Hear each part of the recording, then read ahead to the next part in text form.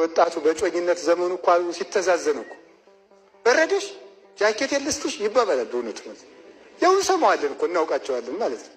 እንዲህ ላድርግልሽ በዚህ ኧረ አትድከም እኔ እመጣለሁ ይባባላል።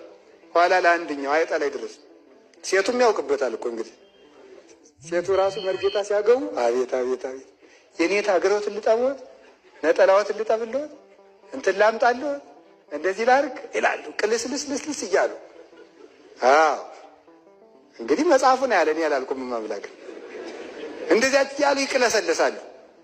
በሁለተኛው ቀን በሶስተኛው ቀን እየተጃጃሉ በኋላ ቁጭ ቄስ ማህሌት አድሮ ሲመጣ እሷ ሄዳ ጎረቤት ለማብሸቅ እኮ ነው።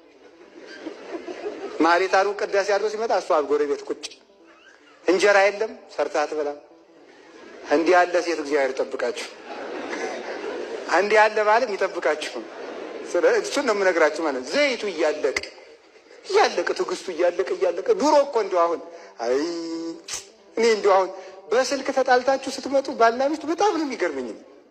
ስልክ በቃ ስልክ ዘግታብኛለች እንሳ ልንፋታ ነው አሁን እንደዚህ ይባላል። ድሮ እኮ ሲያጫት እኮ ስልክ ስራ ይዤ ነው ያላነሳው። አረ ችግር የለም እንደዚያ እኮ ነው የሚለው ፊት ማለት ነው። ቀድሞ የሚለው እንደዚያ ነው። ኋላ ዘይቱ እያለቀ መብራቱ እየጠፋ ትዳሩ ራሱ ሲኦል መሆን ይጀምራል።